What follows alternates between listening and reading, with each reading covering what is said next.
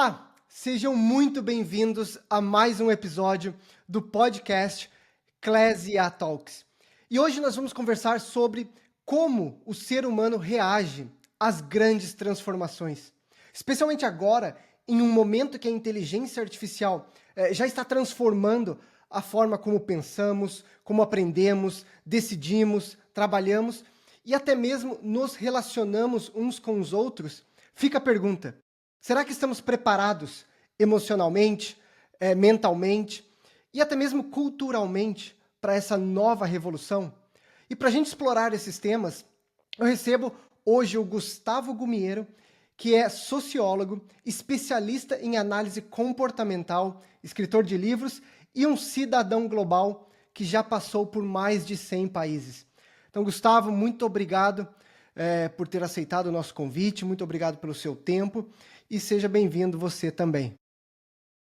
Eu agradeço pelo convite, Rafael. Quero primeiro parabenizar você e a sua equipe pela qualidade dos programas que vocês estão apresentando. E muito feliz de estar aqui para conversarmos, debatermos, exercermos a crítica sobre esse momento que estamos vivendo na nossa sociedade global, conectada. Enfim, Exato. serão minutos aí de muito bom papo e aprofundamento de questões éticas, questões comportamentais, como você bem frisou. E sociológicas, né? Não posso deixar a minha veia sociológica para trás. Que é extremamente relevante nesse momento, a gente debater, a gente entender um pouco sobre o comportamento humano, principalmente nesse momento, né, como eu falei anteriormente, de grande transformação, tanto na educação dos nossos filhos, como no nosso trabalho, essa preparação para o futuro. Então, para a gente começar, Gustavo, você tem uma trajetória marcada por estudos, por livros, que abordam o comportamento humano em contextos de conflitos. O que essas experiências, esses conhecimentos, te ensinaram sobre a forma como nós, seres humanos, reagimos às grandes transformações, às disrupções nas nossas vidas? Olha, Rafael, o mundo está vivendo aí 2 guerras recentemente e gosto muito de ver documentários, entrevistas, enfim. E aprendi que as guerras mostram exatamente quem as pessoas são. As boas serão ainda mais benevolentes e as ruins ainda mais malévolas, né? Então, ela mostra isso exatamente. Enfim, vários documentários que eu vi, e isso me tocou quando eu ouvi essa resposta de uma psicóloga. E estamos vivendo uma transformação que não deixa de ser uma questão bélica, porque é algo que nos toca como se fosse uma ordem de que não podemos ficar para trás, uma ordem que precisamos acelerar, uma ordem que precisamos a cada dia aprender novas coisas, porque senão vamos ficar para trás e porque vamos perder para a corrida para a inteligência artificial. Então, acho que o primeiro ponto que eu gostaria de começar essa conversa com você e com todas e todos que nos ouvem é deixar bem claro que o termo inteligência artificial ele não é correto, né? O Miguel Nicoleles, o grande neurocientista brasileiro, eu até sublinhei a frase dele aqui, ele fala que o nome inteligência é mal utilizado porque se refere aos organismos vivos. A inteligência refere-se só a organismos vivos. É uma propriedade emergente dos organismos para lidar com ambientes em fluxo contínuo e com outros organismos. E é uma propriedade adaptativa do processo de seleção natural que dependeu de bilhões de anos de eventos aleatórios que não podem ser reproduzidos em um código digital. Então, por que não é inteligência? Ele fala isso. E ele prossegue. E não é artificial porque depende do trabalho humano em todas as etapas fundamentais de seu desenvolvimento, empregando inclusive milhões e bilhões de pessoas em trabalho semi-escravo. Então, é bom a gente pontuar isso para sabermos, né, quando a gente está falando de inteligência artificial, é um modismo que pegou, apesar de ser uma palavra que já tem algumas décadas, foi cunhada pelo John McCarthy para angariar fundos do Pentágono, né, aquelas coisas de marketing comercial, mas apesar de ser um modismo e virar tudo é inteligência artificial, tecnologia hoje é inteligência artificial, programa de computador é inteligência artificial, mas é bom a gente deixar bem claro por que não é inteligência e por que não é artificial. Mas, ao longo da nossa conversa, nós vamos entender o porquê que tem essa conotação. Claro, e hoje a gente vê, Gustavo, a gente falamos muito da inteligência artificial como uma força de transformação, de impacto nos trabalhos, mas a verdade é que existem diversas outras coisas, ondas de transformação que estão acontecendo ao redor do mundo. Você mencionou algumas guerras, conflitos geopolíticos, instabilidade econômica em diversos lugares ao redor do mundo, layoffs em diversas empresas, diversos países também. Tudo isso gera muita insegurança, muita incerteza. E, obviamente, a inteligência artificial é mais uma dessas forças que preocupam o profissional, que preocupam os pais. Como que a gente pode nos preparar para tudo isso, né? Olhar para todas essas disrupções, essas transformações e manter esse otimismo, né, de que realmente as coisas vão ficar melhores, a gente vai conseguir se adaptar a essas novas mudanças. É difícil manter o otimismo hoje em dia, né, Rafael? É difícil, né? Principalmente do que a gente se falou na pergunta anterior sua, da necessidade incessante e louca de ver essa ordem, essa coerção de que você precisa se atualizar, senão você está perdido, né? Ainda puxando o gancho da pergunta anterior, das grandes transformações, né? Quando o Marx ele fala da acumulação primitiva, o Karl Marx, e é muito... Ele falava daquela época, né? Da época dele que ele estava escrevendo, mas é muito interessante você analisar hoje o que é essa acumulação primitiva, né? Que são os grandes roubos da história. Então, o Google, em 20 anos atrás, ele começou o maior roubo da história até então, que era indexar as páginas com as informações, né, que você procurava no Google. Então, ele indexava as informações que não era dele. Então, até virem as regulamentações, as leis que protegiam os criadores daquele conteúdo, que geralmente era a imprensa, o Google ele tornou-se uma das empresas mais ricas do mundo. E hoje a gente está vendo isso com o ChatGPT. E de uma maneira ainda mais perversa, porque é um roubo de informações, de dados da sociedade, né, que o Marx chamava de general intellect, e que não dá nem a fonte de onde vem. Então é como se o ChatGPT ou as IAs tivessem criado aquilo. E não é verdade. É um acúmulo de conhecimento da sociedade que foi roubado e privatizado e transformado em lucro para algumas pequenas empresas. Então isso é muito interessante. Outro ponto interessante que a gente vê, nos anos 1990, o que começa? Começam a conexão, né? A conexão de um modo mais capilar, um modo mais estendido ao mundo inteiro, né?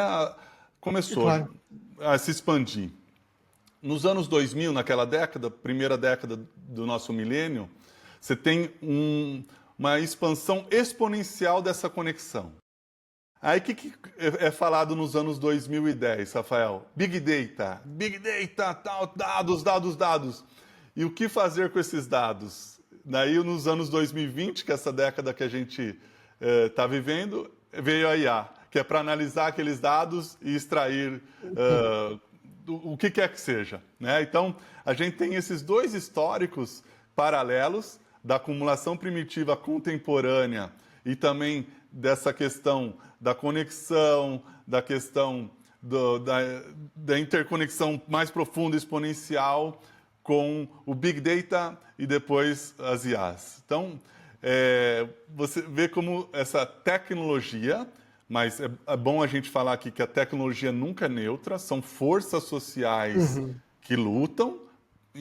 Hoje nós vivemos uma sociedade capitalista, então é em prol do lucro, então é em prol de lucrar, né? Então é difícil manter o otimismo, mas o grande porquê, o grande sentido que eu me encontro individualmente tranquilo é pelo conhecimento. Então, por saber isso que eu te contei, eu me sinto tranquilo nessa forma, né? Que é uma questão do autoconhecimento, da educação, você entender o seu papel como cidadão, você entender como essas forças sociais elas lutam, e há, né, uma grande luta de classes, ou que você que seja mundial em acontecimento. Então, dessa forma, né, que faz 13, 14 anos que eu comecei a ler a sociologia e filosofia, então isso nos dá uma certa calma. Por outro lado, nos dá uma inquietação e que a gente precisa falar, precisa expor todo esse lado que a gente sabe, que muita gente não sabe, para não cair no oba-oba, né? Para não cair na tecnofilia, tudo isso é bom, é maravilhoso, enfim. Mas é necessário saber a crítica, né? Saber exercer a crítica. E você até comentou, né? Você se sente um pouco mais tranquilo, um pouco mais no lado por ter o conhecimento da sociologia, da filosofia.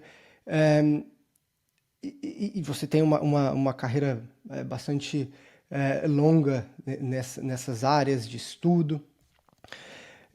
Qual que seria a mensagem, né, para as pessoas que não têm esse conhecimento mais aprofundado da filosofia, da sociologia, para entenderem, principalmente, que tipo de sistema, que tipo de tecnologia as pessoas estão interagindo?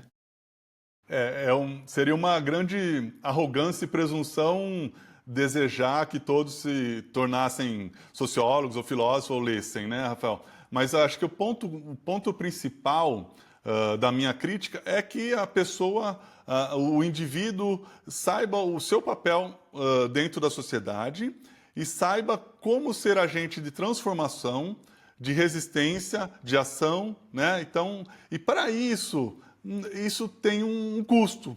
O custo é a leitura, o custo é você estudar, você saber, você procurar se aprofundar. Esse é um certo custo que muitas pessoas não podem, porque se dividem o tempo em trabalho, família, etc. Outras por preguiça, nesse sentido, ou porque não é o próprio foco dela.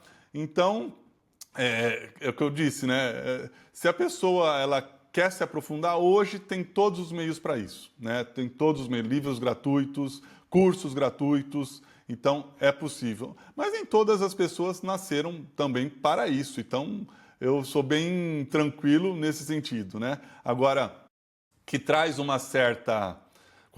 certo conhecimento que você alcança, que te traz uma certa liberdade, isso é bem claro, né? Mas ao mesmo tempo é uma liberdade que te aprisiona no sentido que você quer estudar mais, entender mais, e para criticar mais, para saber mais o seu papel ainda, e ser mais um agente de transformação, de ação, de resistência mais forte. Então, são as contradições do pensamento sociológico, as contradições do próprio ser humano inerentes à nossa espécie, mas é isso, é muito engraçado esse caminho, né?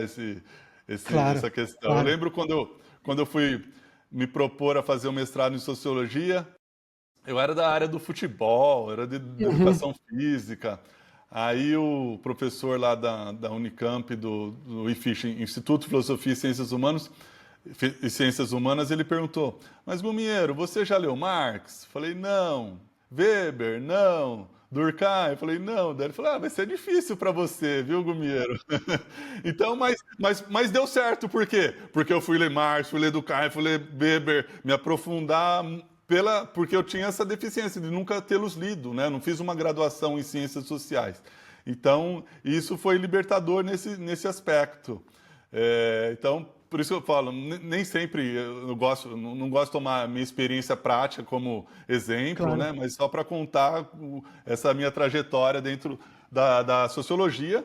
E eu não seria o que eu sou hoje se não fossem essas leituras dos grandes clássicos, né? E lógico que precisamos atualizá-los. Mas aquele papo, o Marx nos Grundes, os Grundes eram o esboço do Capital. Ele já fala sobre o General Intellect. Que Uhum. seria um estágio do desenvolvimento da sociedade que poderia fazer as máquinas trabalharem por nós e nós termos tempo Uhum. livre. Aconteceu uma parte, só que a De uma segunda certa forma, parte, sim. o tempo livre não teve, né? Não tem, porque colocou ainda mais pessoas para trabalharem e numa questão mais precária ainda, uma questão de trabalho semi-escravo, muitas vezes, né? Que ganha décimos de centavos para você treinar uma inteligência artificial. Gustavo, hoje, 9 em 10 brasileiros já usam a inteligência artificial, eh, tanto para trabalhar, para pesquisa, criação de conteúdo, enfim, para diversos caminhos. As pessoas já estão usando a inteligência artificial, ela já está dentro de casa, já está dentro das escolas, do trabalho. Eh, e a IA já está transformando também a maneira que a gente pensa, que a gente escreve, que a gente aprende, que a gente se comunica, se relaciona. E você falou um pouco sobre a sociedade, sobre a importância da educação, da conscientização. Nós estamos preparados emocionalmente, culturalmente, para essa nova revolução que já está sendo, que já está presente nas nossas vidas, principalmente pela inteligência artificial, pelas máquinas, pela automação, que tem aí um potencial de disrupção muito grande, não só no trabalho, mas em diversas outras áreas da saúde, da educação, áreas financeiras. Então a gente está preparado para essa revolução de uma forma emocional, comportamental, cultural. Então, Rafael, a linguagem da IA, ela é plana, linear, ela segue um esquema baseado no esquema gramatical inglês, né? Falando da linguagem, da escrita da IA mesmo, Sim. quando ela fala com a gente, né? Isso são os linguistas que estudaram isso e falam, ela toca mais o presente que o passado, e toda a linguagem dela contém elementos enviesados e estereotipados, né? Carregados de preconceito. Por quê? Porque a IA não surgiu do nada. Ela foi programada para ser. Mesmo que depois você tenha um processo de autodesenvolvimento, autopoético dessa IA, mas a programação inicial existiu e foi carregada com os nossos vieses e preconceitos, né? Então, como que ela funciona? Ela compila palavras, frases que tendem a suceder com mais probabilidade, então, uma coisa ainda bem mecânica, e ela repete o que nós fazemos com mais frequência, né? Então, falamos e fazemos com mais frequência. Isso não deixa de ser um estereótipo, né? Um viés. E o que acontece? Estudiosos, seja na linguagem, seja na arte e tal, ela vai copiando, não vai criando coisas novas, não vai. Ela trabalha com o que já há, né? Aí chega um momento do desenvolvimento que dá tilt, porque não há mais nada de novo, então ela não consegue criar nada de novo. Essa é a questão mais crítica que a gente tem que levantar, tá? Agora, estamos preparados para isso? O cérebro humano não estava bem preparado para a televisão e o computador, certo?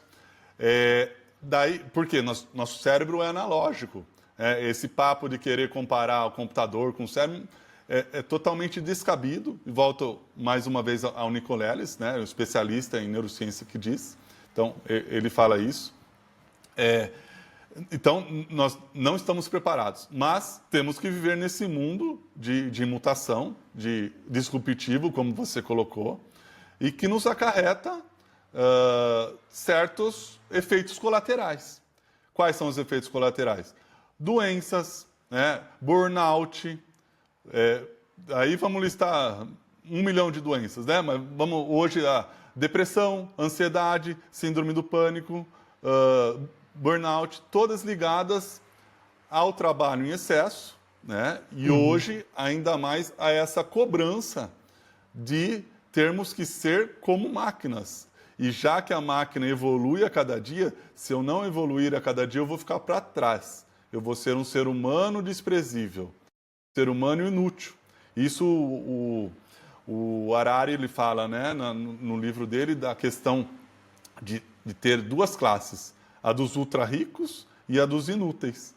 Porque essa classe aqui, ela pode fazer desenvolver os sistemas algoritmos de computação, as IAs, para cada vez necessitar de menos trabalho aqui.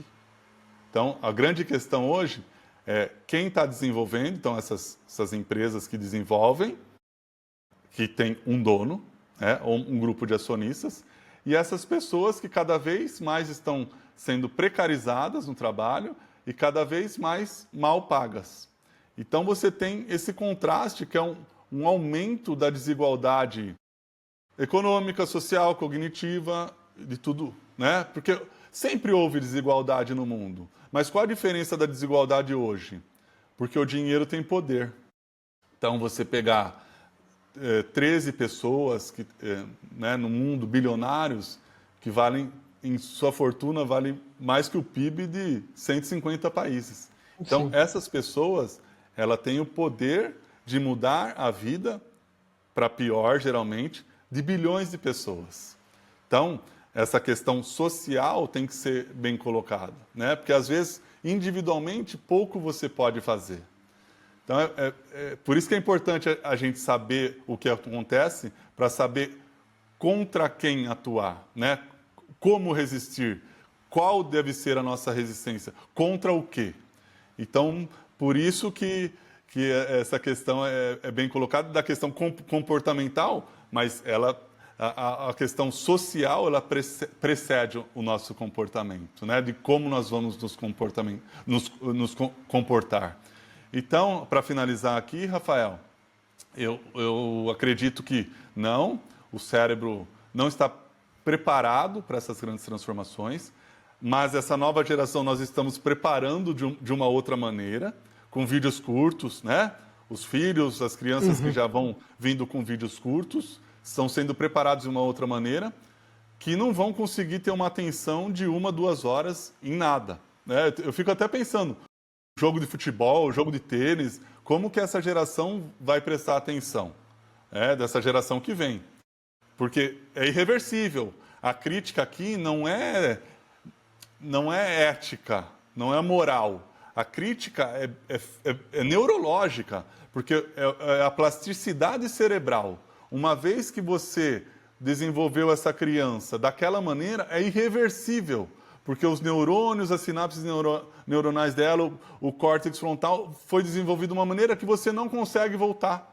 Você não consegue fazer modificações. Então ela vai ser sempre assim. Esse é o perigo, é nocivo, né? Então, tudo que acontece hoje, as bolhas, os algoritmos, para você ficar mais e mais e mais e mais, são nocivas, né? A gente está num estágio que as redes, que eu e várias pessoas chamamos de redes antissociais, porque rede social não tem nada, porque não vai fazer você se juntar a ninguém, mas somente aquela visão sua. Então, elas estão fazendo um grande desfavor, um desserviço. Então, por isso que a gente fala na crítica redes antissociais. E você tocou num assunto muito, muito importante, que é em relação à rede social e o uso dessas plataformas por crianças, por jovens, e a guerra da atenção, né? Querendo ou não, o grande objetivo é engajar, dessas grandes empresas, é o engajamento, é manter a atenção do usuário nessas plataformas, é maximizar o tempo em vídeos, E a minha grande preocupação quando a gente olha tudo que já aconteceu em relação à saúde mental, essa dependência digital das redes sociais também nos últimos anos, a minha preocupação quando eu olho para frente e começo a ver o caminho que a inteligência artificial também está tomando, hoje a gente já vê sistemas de inteligência artificial que estão indo além, estão transcendendo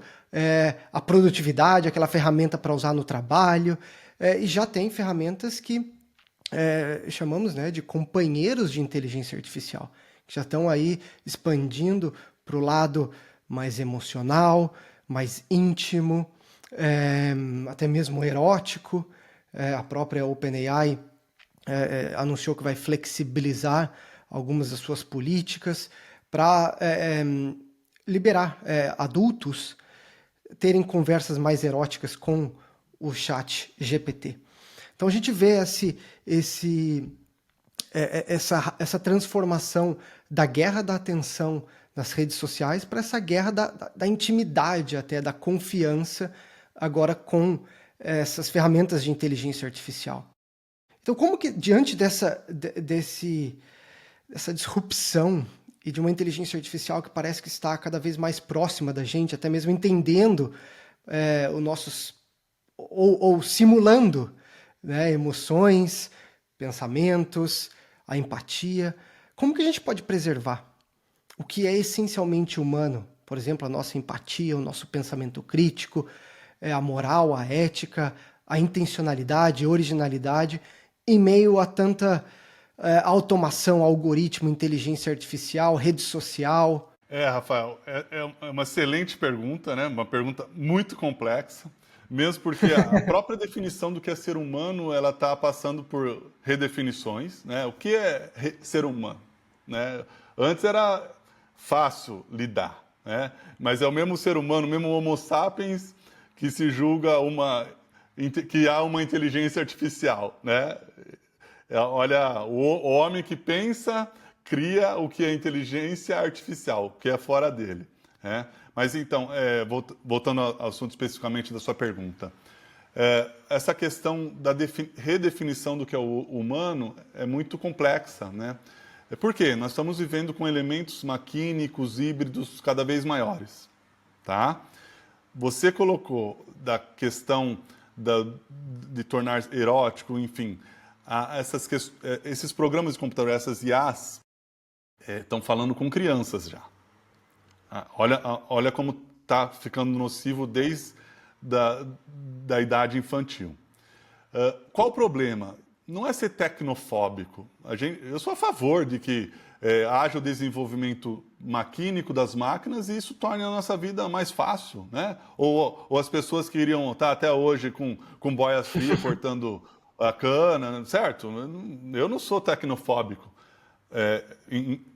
porque quero que se desenvolva para a gente ter o nosso tempo livre só para criar coisas boas, né? Criar arte, enfim. É meio tópico, mas tudo bem. Mas seria possível o meu pensamento.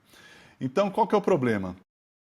Quando a criança, enfim, um adulto, no caso de tornar você fazer uma namorada do jeito que você quer, uma companheira, qual o problema? Não há zona de confronto. Por quê? Quando brincadeiras de 40 anos atrás, sem ser saudosista, você ia jogar taco na rua, ia jogar futebol. Então, existia alguma discussão, mas que necessitava acabar, necessitava haver um diálogo para que continuasse o jogo, né? Necessitava. Hoje não. Hoje, com um videogame, primeiro que você não tem a noção de espaço, tempo que você teria jogando, a questão de lidar com o outro, você perdeu uma corrida, perdeu alguma fase, você desliga, você bloqueia e não quer mais falar. Com a IA, você com a IA, programa, ela vai falar tudo o que você quer ouvir. Então, não vai ter discordância. Então, olha a bolha de novo, né? Bolha dentro das redes antissociais com com o que você quer ouvir, se você é de esquerda, direita, você gosta de futebol, tênis, enfim. Você vai receber exatamente o que você quer, que você bem pontuou, a guerra da atenção. E a IA, para as crianças, para os jovens, não vai ter confronto. Vai ser sempre falar o que você quer ouvir. Qual que é o problema disso? Você tá fazendo pessoas, tá forjando uma sociedade individualista, que não sabe o não, não sabe aceitar o não, que não tem o diálogo, o bom confronto. Esse é o ponto que nos estarrece.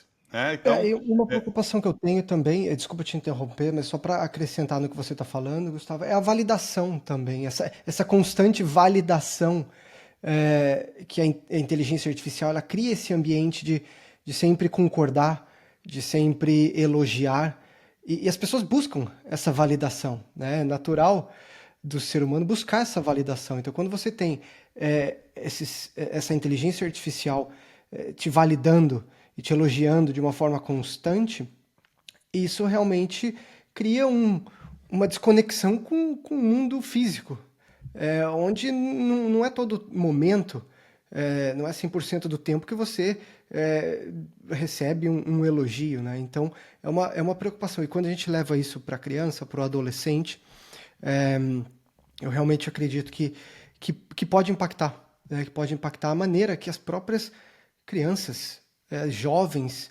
se relacionam com os amigos, com os pais, e de repente até preferirem se relacionarem com uma inteligência artificial por essa validação, por esse ambiente sem o julgamento, né? Rafael, esse é o ponto principal, né? Você falou com outras palavras, mas a gente fala descolamento da realidade. Então, a realidade nua e crua, física, cada vez mais nós estamos essas pessoas, né? Essas crianças, então essas pessoas que utilizam veementemente essas tecnologias, elas começam a ter um descolamento da realidade. Né? E qual o perigo disso? Né? A antropomorfização do sistema, que o sistema torna-se um ser humano importantíssimo para ela e que ela acha que cuida dela mesma. E não é verdade.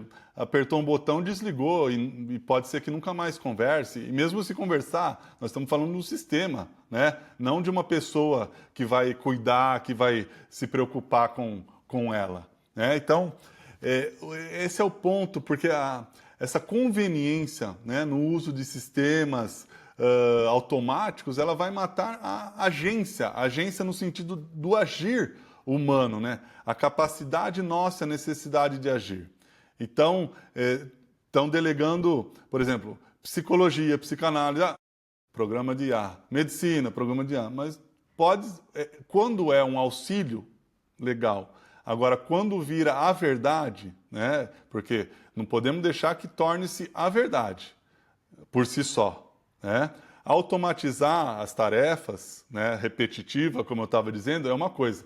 Agora, a gente subcontratar programas para substituírem nosso modo de pensar ou o modo de pensar de profissionais no assunto é uma coisa completamente diferente.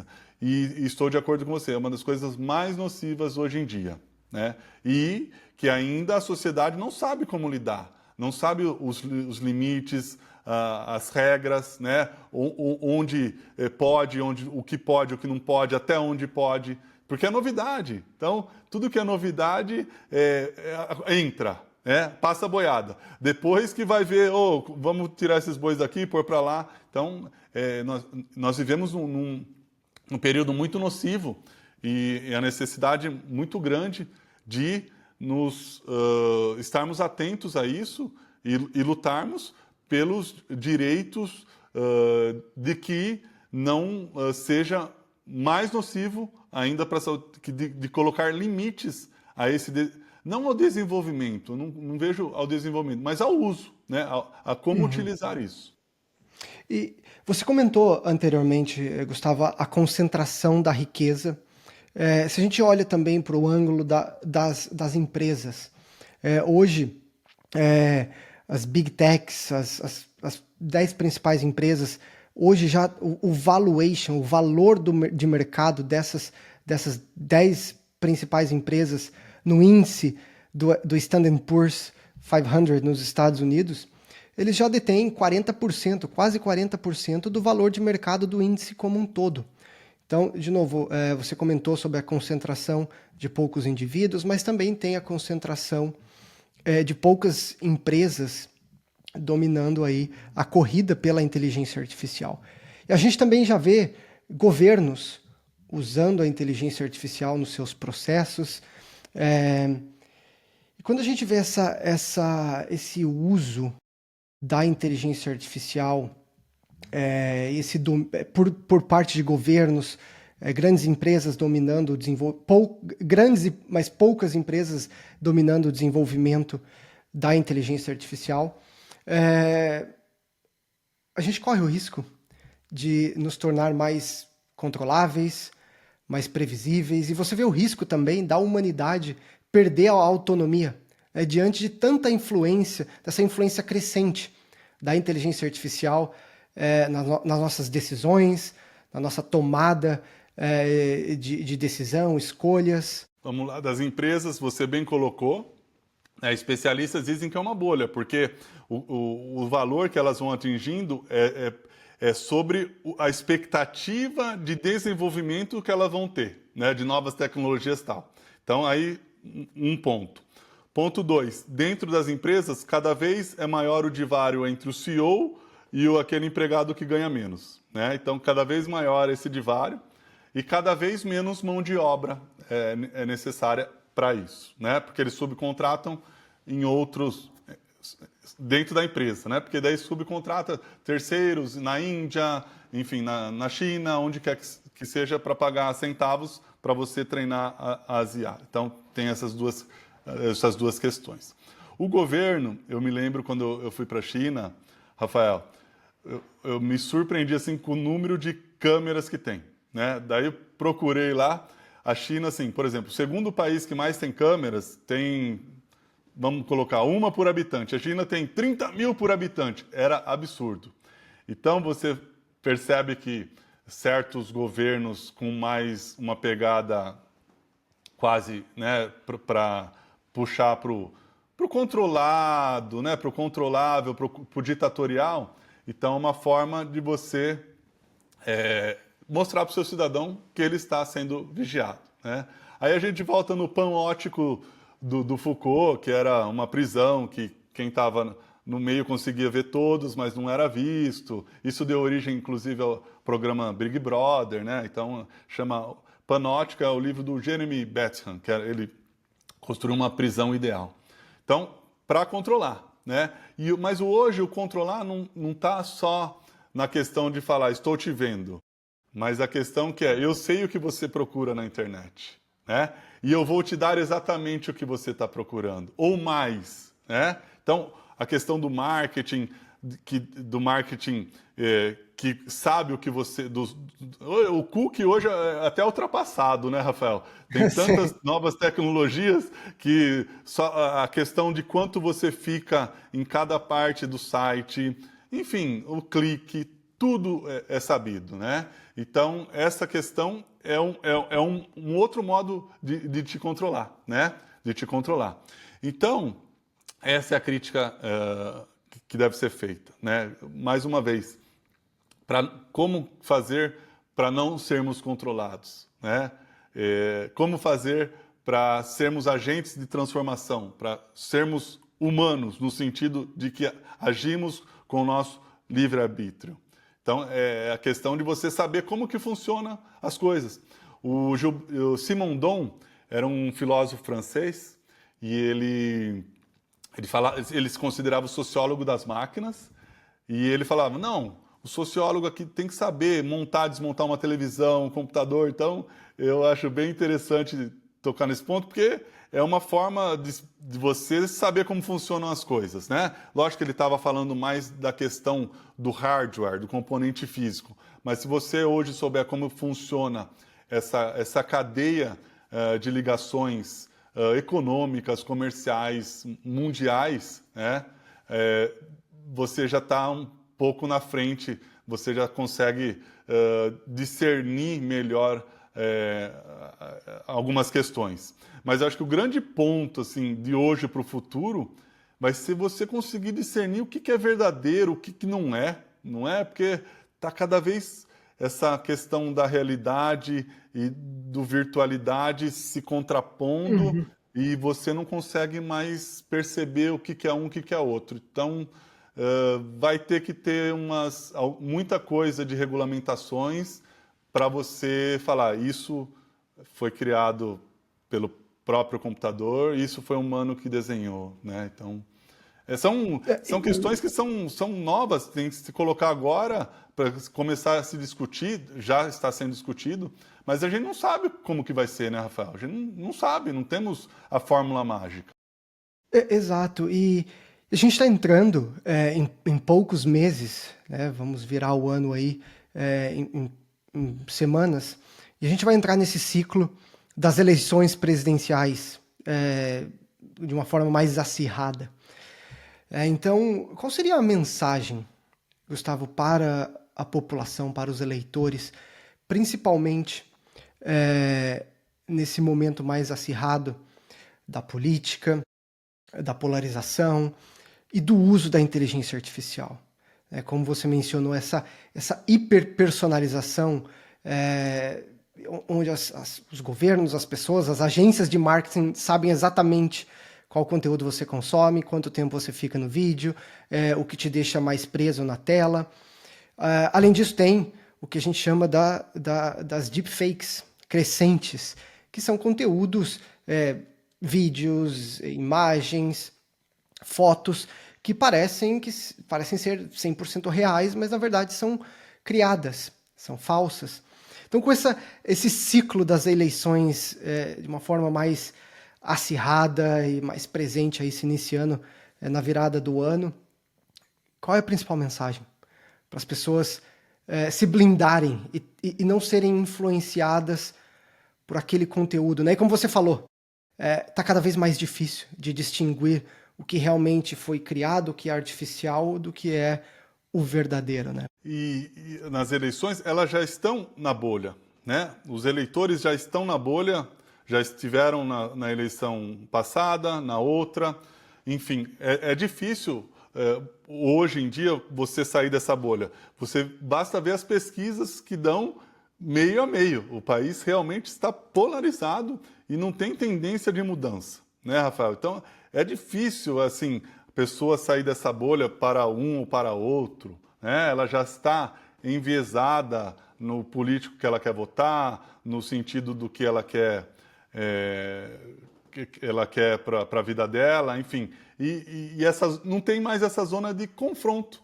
Porque o debate, que deveria ser um debate político, apresentação de ideias, né? Por que eu sou disso? Por que eu acredito nisso? Por que eu preconizo a primazia do mercado? Por que eu acho que o Estado deve ser maior? E não tem essas ideias, né? O que tem é um ódio. Acho que tem um ódio de um contra o outro, de famílias brigando. E às vezes as pessoas nem sabem o porquê que elas gostam disso ou daquilo, ou falam que gostam porque alguém falou, porque eu frequento determinada denominação religiosa e lá me falaram para seguir esse caminho, ou eu venho de uma base que é assim, que eu fui ensinado assim na minha família.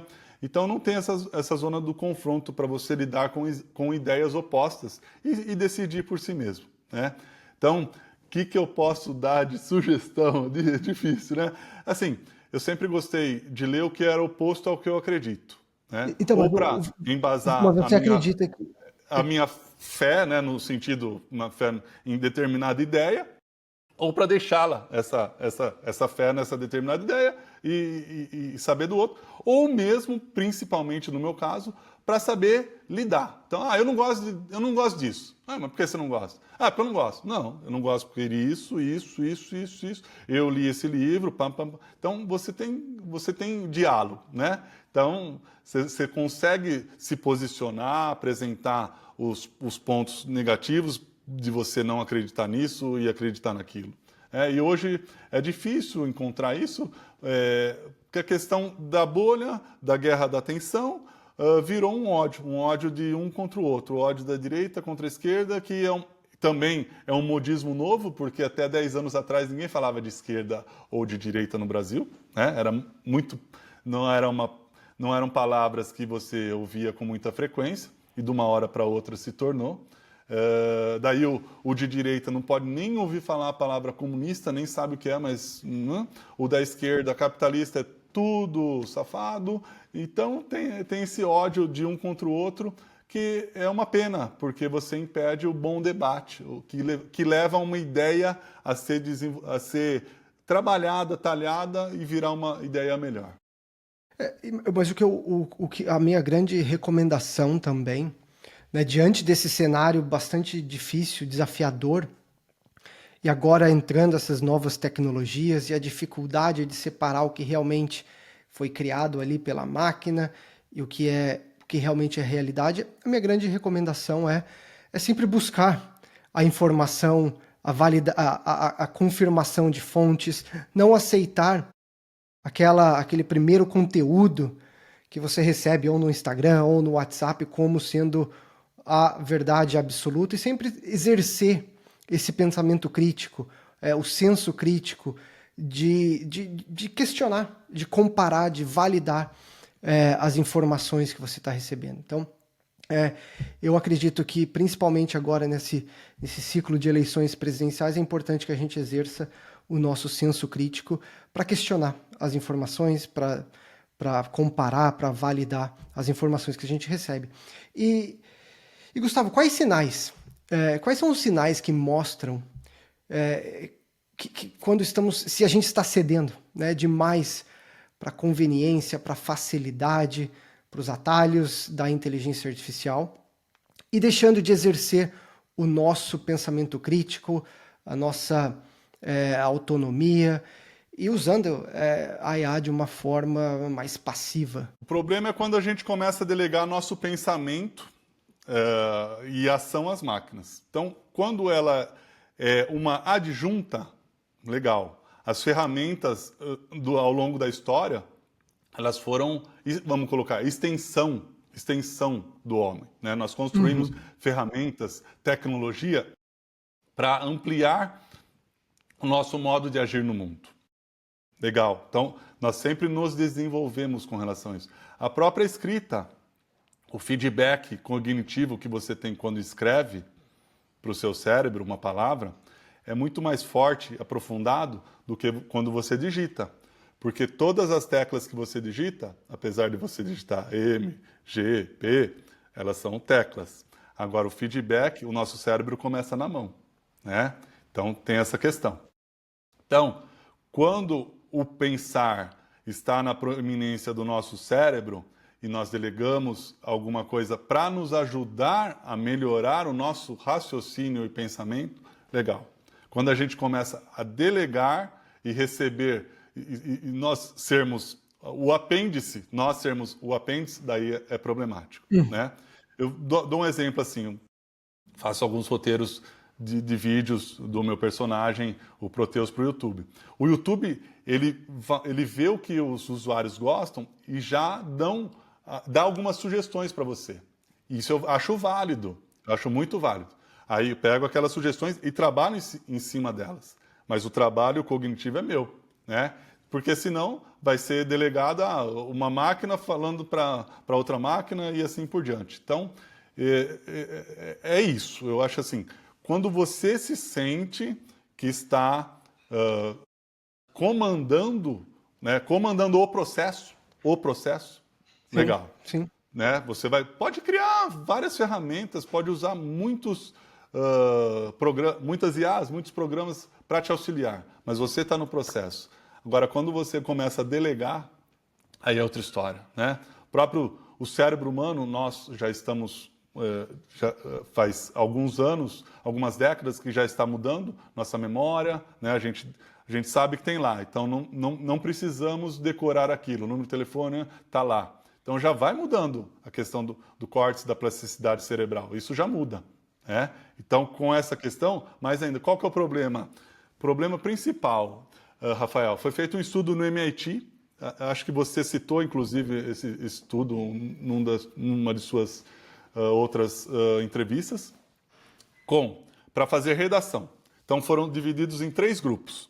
Um só fazia redação com o ChatGPT, um que podia utilizar o mecanismo do Google para escrever, e outro só da própria cabeça.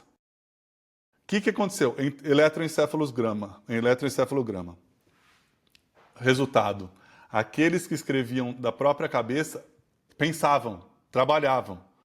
O grupo do Google também tinha uma certa ligação, uma certa ligação neuronal, mas o grupo do ChatGPT não tinha, como se não estivesse pensando. Então, esse é o problema. Quando você não pensa, você pode ser controlado. Essa é a crítica que eu falo para você. A gente não está fazendo crítica moral, tá neurológica, sabe? É fisiológica. Você vai parar de pensar, você vai ser controlável, você vai ser um exército de robôs, mesmo sendo humano. Então, é isso que a gente tenta tirar essa pessoa para pensar isso. Mas é difícil entrar na bolha, é difícil. Claro. Não, e muito bem colocado, né? Você até comentou esse processo de interação, de comunicação, de trabalho com a inteligência artificial. A maneira que eu vejo é que esse processo ele tem 3 etapas. Que a primeira etapa, que é a especificação, você não tem como delegar para a inteligência artificial, você precisa estar presente. O que eu quero dizer com a delegação? Com a especificação. Vai até além do prompt, né? Não é nem o comando ali que você coloca no sistema de inteligência artificial. Mas você tem muito bem claro qual o propósito eu estou usando a inteligência artificial, o que eu quero extrair dessa IA, qual o resultado que eu espero alcançar. A segunda etapa é a cocriação. E nessa etapa é onde eu vejo que a gente pode delegar algumas tarefas para a inteligência artificial, como, por exemplo, a partir do momento que eu tenho muito claro qual o meu propósito, que eu quero atingir ali com aquela IA, eu delegar para o ChatGPT ou Gemini, qual for a ferramenta, o processo de pesquisa, de busca de informação, de análise de dados, de comparação, de criar um relatório. Eu posso co-criar com aquela IA.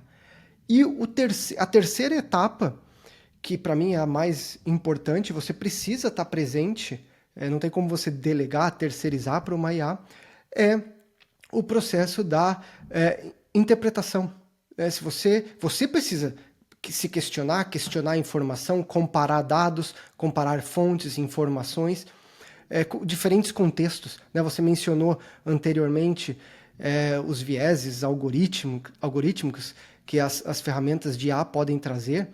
Então, se você não está ali interpretando o que você está recebendo, você pode estar replicando também informações erradas, gerando desinformação, não usando o seu pensamento crítico. Não pensando. Não pensando, exatamente. Então, eu acredito que essa interação, essa comunicação, esse processo de aprendizagem com a inteligência artificial precisa passar por essas três etapas. E Gustavo, eu acredito muito no poder da educação, né, em todos os níveis, né, desde criança, adultos, a educação contínua, o lifelong learning dos profissionais, dos aposentados. Então, eu acredito muito do poder da educação. E a educação sempre foi uma ferramenta muito válida, muito poderosa, diante das diferentes transformações tecnológicas. Sempre houve um pouco do medo, da rejeição, alguns mais atirados, já se adaptando de uma forma mais rápida. Mas a educação é a base, né, para a gente não delegar o nosso pensamento, para a gente manter o nosso pensamento crítico bastante ativo. E como que você vê? Como que você vê a educação cumprindo esse papel agora, frente a essa revolução da inteligência artificial, onde parece que tudo está disponível, e realmente está, né, de uma certa forma, toda a informação, todo o conhecimento está disponível 24 horas por dia, 7 dias da semana, na palma da nossa mão. Como que você vê a educação cumprindo o papel realmente de formar cidadãos conscientes, responsáveis, éticos, principalmente em frente a essa revolução da inteligência artificial? O núcleo da educação do Paulo Freire, como você bem pontuou, é formar esses cidadãos éticos, né? Saber o nosso papel dentro da sociedade, como sermos cidadãos e cidadãs de responsabilidade e úteis ao próximo, né? Então, eu também estou de acordo com você, só que muitas vezes a gente transforma a palavra, não foi o seu caso, logicamente, mas a gente transforma o poder do futuro é a educação. Mas que tipo de educação? Esse tipo de educação que você falou. E lógico, aí a pessoa quer se desenvolver no trabalho, ela vai fazer novos cursos, né? O aposentado, que tem tantos exemplos hoje de que muitos analfabetos, né? Que não estudaram, trabalharam. Hoje a mulher se encontra numa situação de doença e ele quer saber ler lá para comprar o remédio, enfim. Isso é grande, né? São coisas, são histórias de superação que a gente vê direto esses casos. Mas essa educação com senso crítico, sabe, Rafael? Que hoje em dia você educa para passar no vestibular, desde que a criança vai para o jardim de infância, ela é educada para passar no vestibular. Ela é educada para ter um bom emprego. E a questão de ser um bom cidadão, onde está, né? Está no meio aí, né? Depende do professor, depende da escola que se estuda, enfim. Não estou falando que tem que ser isso, mas, por exemplo, no Marrocos, não sei se ainda tem, mas você tinha 2 anos de serviço voluntário obrigatório para você aprender a servir, né? Dá ao Estado o que você recebe dele. Pode não receber tudo, mas recebe, certo? Uma certa saúde, uma certa educação, uma certa qualidade de transporte. Enfim, então me chamou muito a atenção, né, numa das viagens que tinha essa questão do serviço voluntário. Ao invés de ficar 1 ano treinando para matar, né, quando você vai no exército, você treina para matar e para se defender. Não, para servir. Então, esse é um tipo de educação que eu vejo com bons olhos. Voluntariado, né? Acho que questão muito de você incentivar esse voluntariado, né? Eu tenho visto várias correntes nesse sentido. A questão da climática, né? Hoje em dia, que é a nossa casa, como salvar a nossa casa. Mas o salvar a nossa casa inclui nós nos salvarmos a nós mesmos, né? Nós nos protegermos como espécie. Uma espécie, geralmente, ela 3 milhões de anos, né? Os biólogos, uma espécie de sucesso, ela vive 3 milhões. Nós estamos com 200 mil, né? Correndo o risco de nos extinguirmos. Então, nós não estamos sendo uma espécie de sucesso, tá, Rafael? Então, educação, com certeza, mas educação com núcleo crítico, né? Núcleo crítico e altruísta, não individualista. Porque já o mercado, o mundo que nós vivemos, nos ensina a ser individualistas. Então, vejo essa educação nesse sentido. Mas com a privatização de educação, aí você tem outras lutas para fazer, né? Então, não é fácil, não é fácil. Mas a própria questão da universidade, Rafael, universidades se esvaziando cada vez mais. Qual o papel da universidade hoje em dia, né? A universidade é uma instituição um assunto crítico, muito crítico também, né? Não é? Porque a universidade, ela descolou da realidade do mercado de trabalho e tal. Então, você estuda lá, parece fora, né? Eu tenho professores eu tenho amigos que são professores universitários e a gente conversa muito sobre isso. Qual o papel da universidade, já que ela descolou, né? Ela descolou da realidade, cada vez mais está longe. Porque para você mudar uma disciplina na universidade demora anos. E hoje essa disciplina que você vai estudar no primeiro ano já não vale para o terceiro. 4, 5 anos numa universidade. Eu não sei o que será das universidades. E esse é um ponto muito relevante, porque, querendo ou não, é um ambiente de preparação para os profissionais do futuro, os cidadãos do futuro ali, os adultos.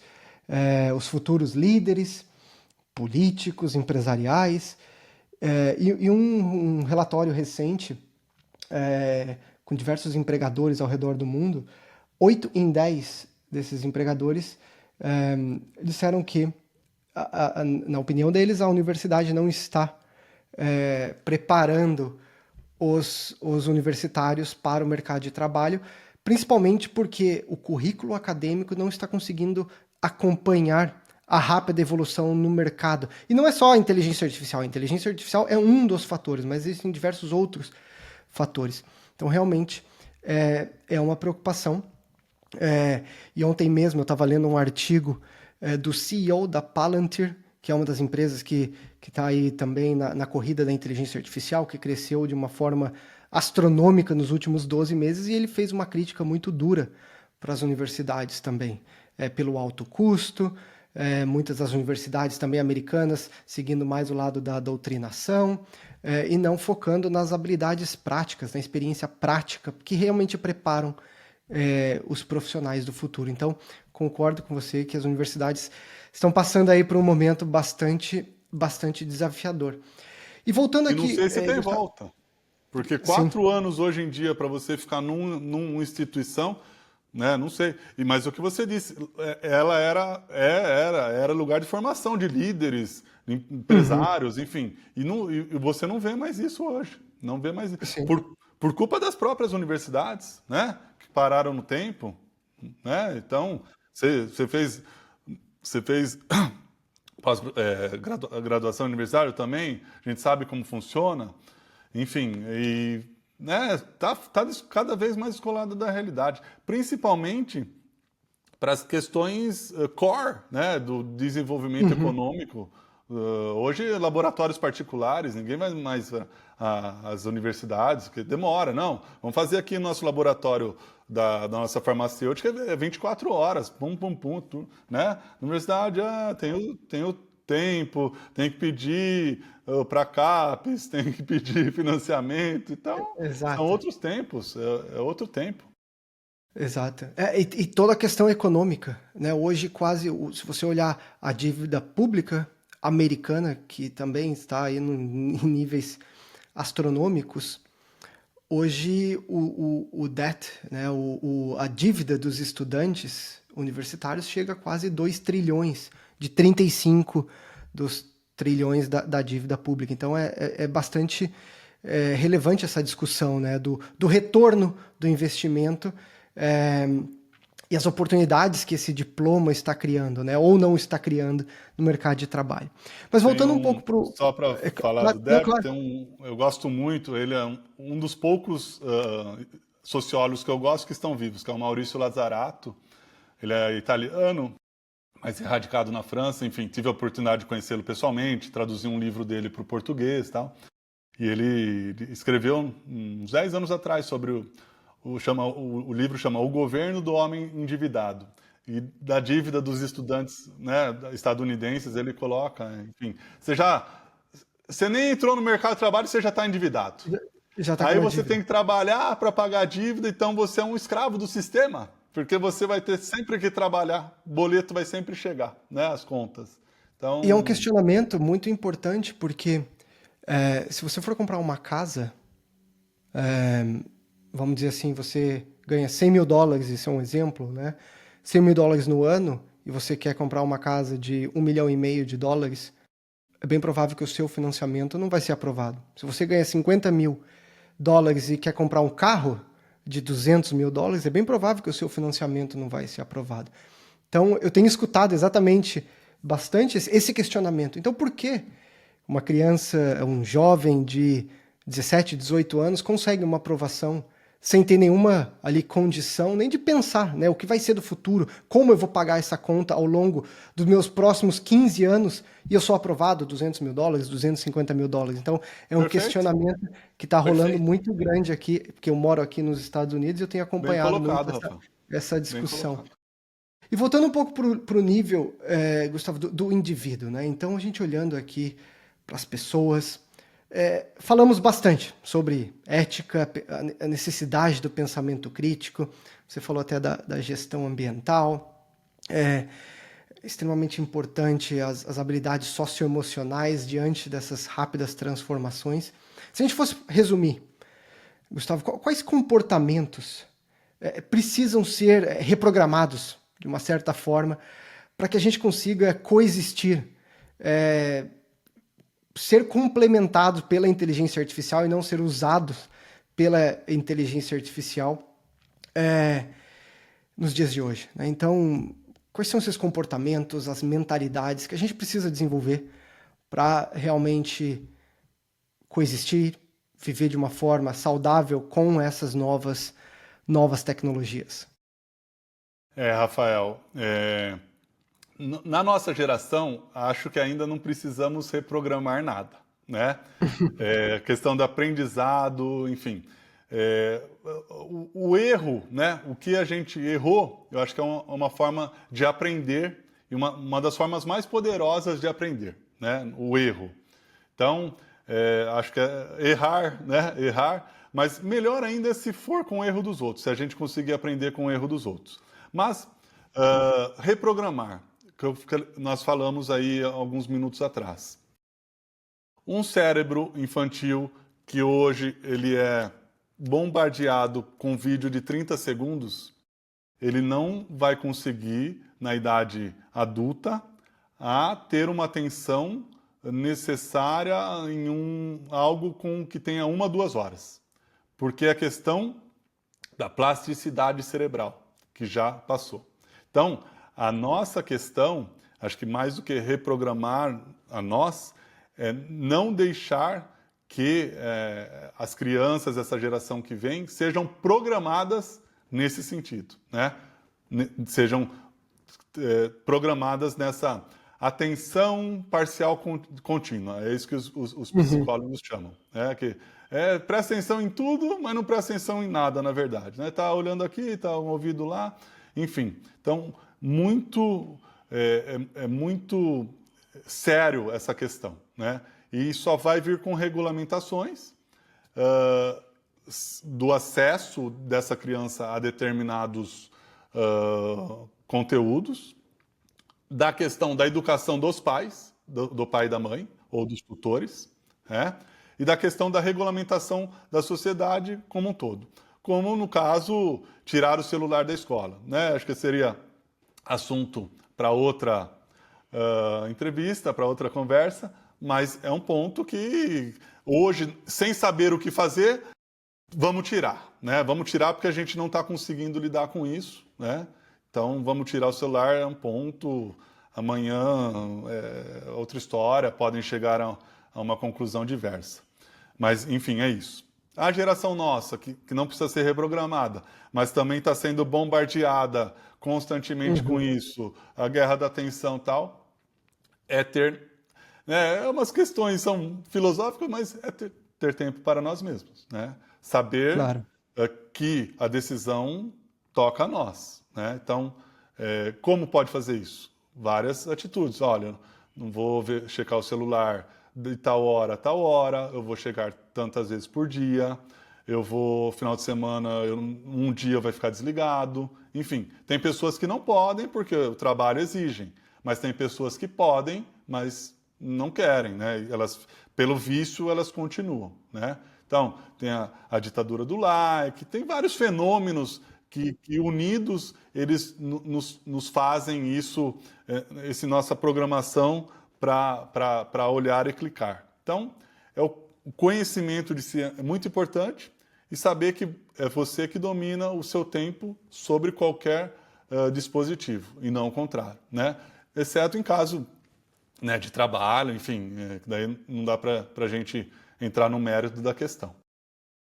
Claro, mas isso esse ponto que você tocou é extremamente importante, especialmente hoje o brasileiro que mais usam o celular e que mais passam tempo na frente das telas, né? São quase 9 horas na frente das telas. Obviamente, como você mencionou, tem a questão do trabalho também, mas eu vejo o grande problema, né? Não é só uma tela, é o computador, é o celular, é o tablet, é o relógio mandando notificação, então são várias telas ao mesmo tempo.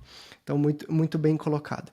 E, Gustavo, a gente falou aqui sobre diversos assuntos extremamente relevantes, eh, principalmente sobre como podemos nos preparar para essa nova revolução tecnológica que já, na verdade, que já está presente, né, dentro de casa, nas escolas, no trabalho. Então, muita coisa bacana, foi uma aula. E para a gente fechar aqui, Gustavo, eu tenho uma última pergunta que eu faço para todos os meus convidados.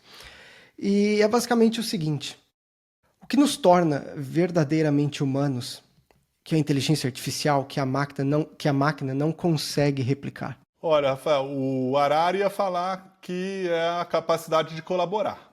Isso que Uhum, fez com que nós chegássemos até aqui, né?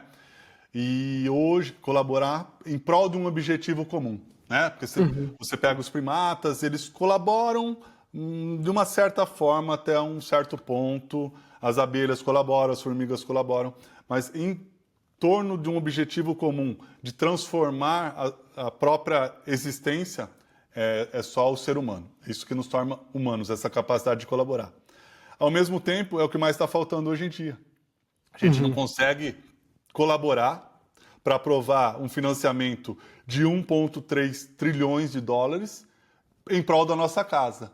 Mas a gente uhum. aprova o dobro para guerras, né? Para o armamento, para a defesa, enfim. Então, essa capacidade de colaboração hoje em dia é que vai ser o grande desafio para a história da humanidade, eu acredito, né?